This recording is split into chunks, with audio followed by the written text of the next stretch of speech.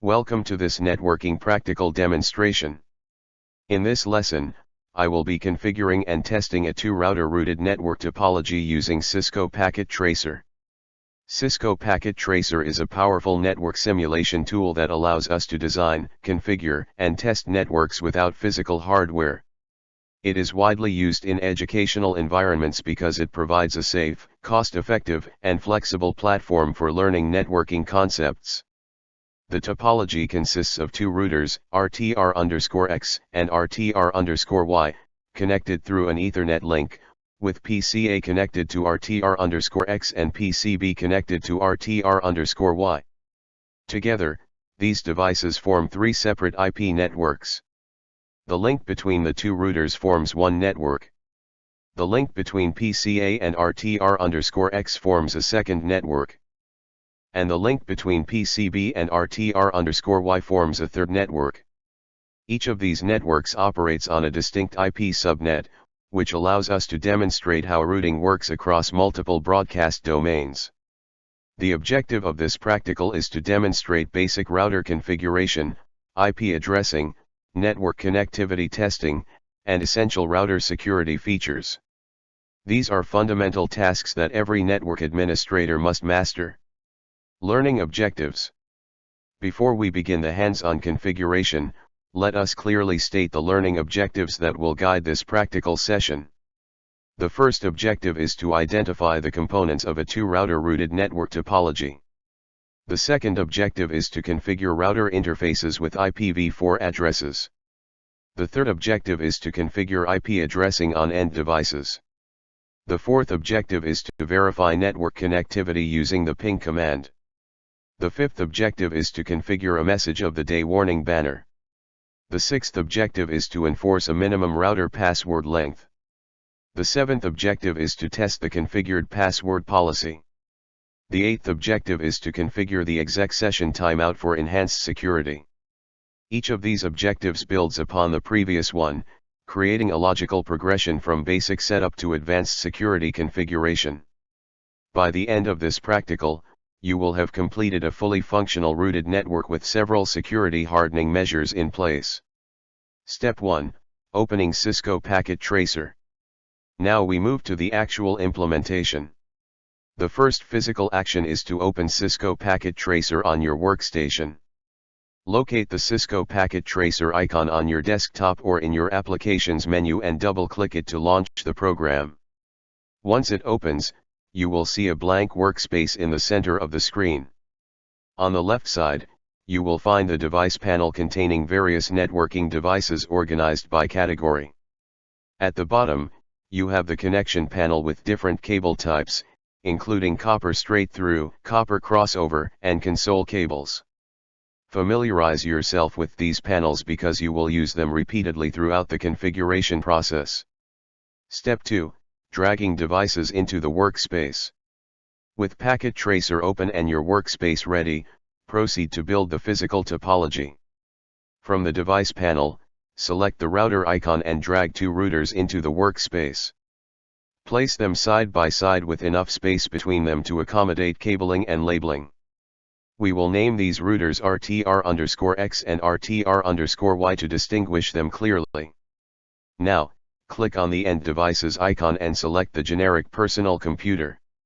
Drag two personal computers into the workspace. We will call them PCA and PCB. Place PCA to the left of RTR_X and PCB to the right of RTR_Y. This physical arrangement mirrors the logical flow of the network, with data traveling from left to right across the two routers. Your workspace should now contain four devices arranged in a linear fashion. Step 3. Connecting the devices with cables. Now we establish the physical connections that will carry data between devices. Correct cabling is essential because using the wrong cable type can prevent interfaces from coming up. Connect PCA to RTR_X using a copper straight-through cable from PCA's Fast Ethernet 0 port to RTR_X's Gigabit Ethernet 0/1 port. Connect RTR_X to RTR_Y using a copper crossover cable from RTR_X's Gigabit Ethernet 0/0 port to RTR_Y's Gigabit Ethernet 0/0 port. Connect RTR_Y to PCB using a copper straight-through cable from RTR_Y's Gigabit Ethernet 0/1 port to PCB's Fast Ethernet 0 port. After making these connections, you should see link lights appear on the interfaces. The physical topology is now complete. Step 4, Configuring RTR_X. Begin router configuration with RTR_X. Click on RTR_X and open the CLI tab. Press Enter to activate the command prompt. Type Enable to enter privileged exec mode. Type Configure Terminal to enter global configuration mode. Set the host name by typing hostname RTR_X. Configure the first interface, Gigabit Ethernet 0/0, which connects to RTR_Y. Type interface G0/0, then IP address 192.168.100.255.255.255.0, then no shutdown, and exit. Configure the second interface, Gigabit Ethernet 0/1, which connects to PCA type interface G0/1, then IP address 192.168.101.125.5.255.255.0, then no shutdown, and exit. Verify your configuration by typing do show IP interface brief. Both interfaces should be up with the correct IP addresses. If any interface shows as administratively down, double-check that you entered the no shutdown command correctly. Step 5, Configuring RTR_Y. Now move to RTR_Y to perform an analogous configuration. Click on RTR_Y and open the CLI tab. Type Enable, then configure terminal to enter global configuration mode. Set the host name by typing hostname RTR_Y. Configure the first interface, Gigabit Ethernet 0/0, which connects back to RTR_X type interface G0/0, then IP address 192.168.100.225.5.255.255.0, then no shutdown, and exit. Configure the second interface, Gigabit Ethernet 0/1, which connects to PCB type interface G0/1, then IP address 192.168.100.225.5.255.255.0, then no shutdown, and exit. Verify with do show IP interface brief. Confirm that both interfaces are up with the correct addressing. Step 6, Configuring PCA. Click on PCA and go to the Desktop tab. Click on IP configuration. Enter the IP address 192.168.101.2, the subnet mask 255.255.255.0, and the default gateway 192.168.101.1. The gateway is RTR_X's Gigabit Ethernet 0/1 interface. The default gateway is critical because it tells the PC where to send packets destined for networks outside its own subnet. Close the window after entering all three values. Step 7, Configuring PCB. Click on PCB and go to the Desktop tab. Click on IP configuration. Enter the IP address 192.168.102.2, the subnet mask 255.255.255.0, and the default gateway 192.168.102.1. The gateway is RTR_Y's Gigabit Ethernet 0/1 interface. Close the window. All devices now have valid IP configurations. At this point, the network is fully addressed, and we can move to testing connectivity. Step 8, Performing connectivity tests. Verify connectivity using the ping command. Ping sends an ICMP echo request to a destination. If the destination receives it, it sends back an echo reply. Start with PCA. Open the command prompt on PCA, type ping 192.168.101.1 and press enter. This is RTR_XS local interface. You should see successful replies. Now test PCB. Open the command prompt on PCB, type ping 192.168.102.1 and press enter. This is RTR_YS local interface. You should see successful replies. Now test connectivity between the routers. On RTR_X, type ping 192.168.100.2 and press enter. This is RTR_YS interface on the link between the routers. You should see successful replies. Now test end-to-end connectivity. From PCA, type ping 192.168.102.2 and press enter. This confirms that PCA can communicate with PCB across the entire network. All pings should return successful replies, confirming layer 3 connectivity across all 3 networks. Step 9, configuring a warning banner on RTR_X. Now we add a security measure, a message of the day banner. The MODD banner is displayed to users when they connect to the router and serves as a legal warning that can deter unauthorized access. It is an important first line of defense in establishing acceptable use policies for any network device. On RTR_X, in global configuration mode, type banner MODD hashtag. Then type your message, warning. Authorized users only. Unauthorized access is prohibited. Then type another hashtag to close the delimiter. Type end to exit. Test the banner by exiting the router and pressing enter to start a new session. The banner should appear before the login prompt. Step 10, setting the minimum password length.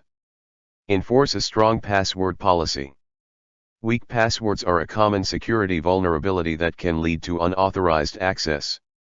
On RTR_X, in global configuration mode, type security passwords min length 12 and press enter. This ensures any future password must be at least 12 characters long. This simple measure significantly increases the difficulty of brute force attacks. Step 11, testing the minimum password length policy. Test a password policy to ensure it is functioning correctly. Attempt to create a local user with a short password. Type username admin secret short and press enter. The router rejects this because the password is fewer than 12 characters. You should see an error message. Now try with a strong password. Type username admin secret strong pass 123 and press enter. This password has 13 characters and is accepted. This confirms that the policy is working as intended and that only passwords meeting the length requirement will be accepted. Step 12, setting the exec session timeout. Configure an exec session timeout. This automatically disconnects idle sessions, reducing the risk of unauthorized access if an administrator walks away from a terminal. On RTR_X, in global configuration mode, configure the console line. Type line console 0, then exec timeout 530, and exit. This sets a timeout of 5 minutes and 30 seconds. Now configure the VTY lines for remote access. Type line VTY04, then exec timeout 530, and exit. Type end to exit global configuration mode. Save the configuration by typing write memory. This saves the running configuration to start up configuration in NVRAM. Verify by typing show running config. You should see the exec timeout commands listed under both the console and VTY line configurations. Step 13, capturing screenshots for documentation. Capture screenshots to document your work for submission or future reference. Documentation is an essential professional practice. Capture the complete network topology showing all devices and connections. Capture the router interface configuration for both routers using the show IP interface brief command. Capture successful ping results from PCA, PCB, and RTR_X. Capture the banner configuration showing the MODD message using show running config. Capture the password length configuration and the test showing both the error and success messages. Capture the exec timeout configuration from both the console and VTY lines. Organize these screenshots in a folder for submission. Clear, well-organized documentation demonstrates professionalism and attention to detail. Conclusion. In conclusion, I successfully implemented the two-router rooted network topology in Cisco Packet Tracer. All router interfaces and PCs were configured with the correct IP addresses. Connectivity was verified through successful ping tests across all 3 IP networks. I configured a warning banner to inform users about authorized access policies. I enforced a minimum password length of 12 characters, tested the password policy, and set the exec session timeout to 5 minutes and 30 seconds on both console and VTY lines. This practical demonstrates both basic network configuration and essential router security administration. These are foundational skills for any networking professional, as they combine the core responsibilities of network setup and security hardening. Mastering these procedures gives you the confidence to tackle more complex network deployments in real-world environments. Understanding these concepts prepares you for more advanced networking scenarios and certification exams. Thank you for following along. This concludes our networking practical demonstration.